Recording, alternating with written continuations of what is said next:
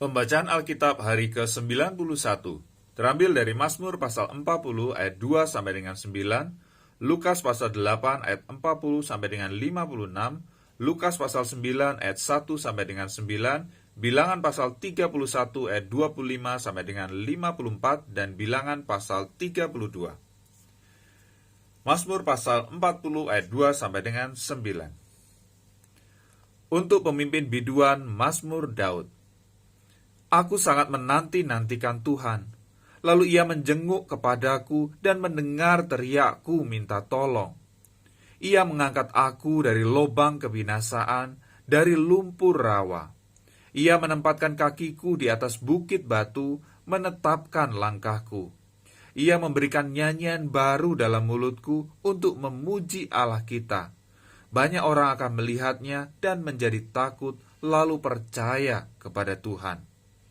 Berbahagialah orang yang menaruh kepercayaannya pada Tuhan, yang tidak berpaling kepada orang-orang yang angkuh atau kepada orang-orang yang telah menyimpang kepada kebohongan. Banyaklah yang telah kau lakukan, ya Tuhan Allahku, perbuatanmu yang ajaib dan maksudmu untuk kami. Tidak ada yang dapat disejajarkan dengan Engkau. Aku mau memberitakan dan mengatakannya, tetapi terlalu besar jumlahnya untuk dihitung. Engkau tidak berkenan kepada korban sembelihan dan korban sajian, tetapi Engkau telah membuka telingaku. Korban bakaran dan korban penghapus dosa tidak Engkau tuntut. Lalu aku berkata, sungguh aku datang, dalam gulungan kitab ada tertulis tentang aku. Aku suka melakukan kehendak-Mu, ya Allahku. Taurat-Mu ada dalam dadaku.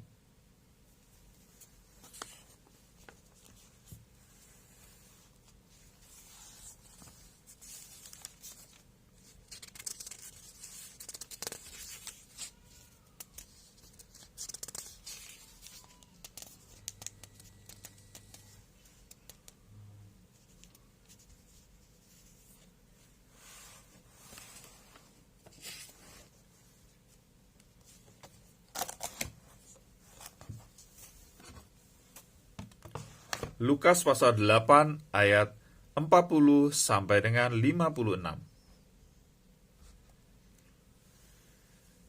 Ketika Yesus kembali, orang banyak menyambut dia sebab mereka semua menanti-nantikan dia. Maka datanglah seorang yang bernama Yairus. Ia adalah kepala rumah ibadat. Sambil tersungkur di depan kaki Yesus, ia memohon kepadanya supaya Yesus datang ke rumahnya.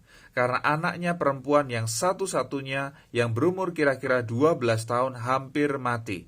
Dalam perjalanan ke situ, Yesus didesak-desak orang banyak. Adalah seorang perempuan yang sudah 12 tahun menderita pendarahan dan yang tidak berhasil disembuhkan oleh siapapun. Ia maju mendekati Yesus dari belakang dan menjamah jubahnya. Dan seketika itu juga berhentilah pendarahannya.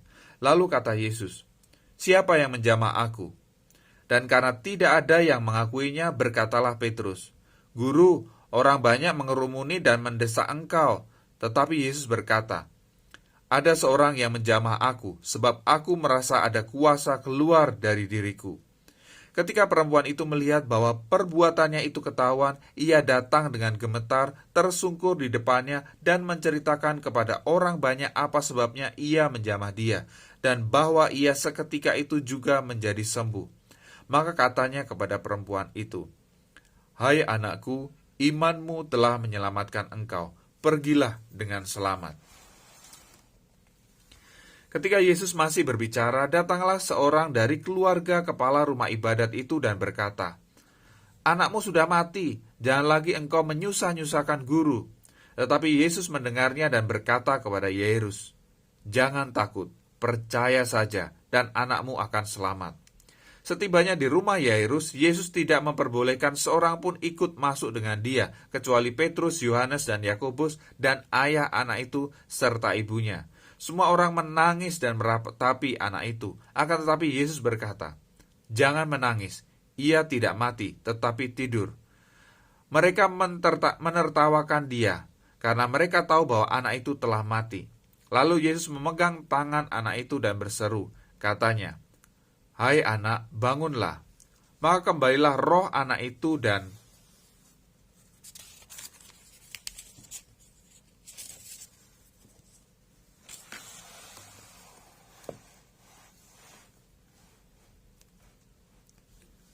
seketika itu juga ia bangkit berdiri. Lalu Yesus menyuruh mereka memberi anak itu makan. Dan takjublah orang tua anak itu. Tetapi Yesus melarang mereka memberitahukan kepada siapapun juga apa yang terjadi itu.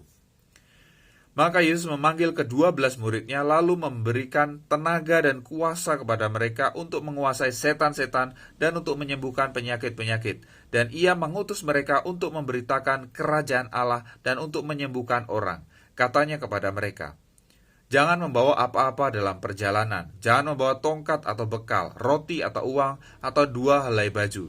Dan apabila kamu sudah diterima dalam suatu rumah, tinggallah di situ sampai kamu berangkat dari situ. Dan kalau ada orang yang tidak mau menerima kamu, keluarlah dari kota mereka dan kebaskanlah debunya dari kakimu sebagai peringatan terhadap mereka. Lalu pergilah mereka dan mereka mengelilingi segala desa sambil memberitakan Injil dan menyembuhkan orang sakit di segala tempat." Herodes raja wilayah mendengar segala yang terjadi itu dan ia pun merasa cemas, sebab ada yang mengatakan bahwa Yohanes telah bangkit dari antara orang mati. Ada lagi yang mengatakan bahwa Elia telah muncul kembali, dan ada pula yang mengatakan bahwa seorang dari nabi-nabi dahulu telah bangkit. Tetapi Herodes berkata, "Yohanes telah kupenggal kepalanya. Siapa gerangan dia ini, yang kabarnya melakukan hal-hal demikian?" Lalu ia berusaha supaya dapat bertemu dengan Yesus.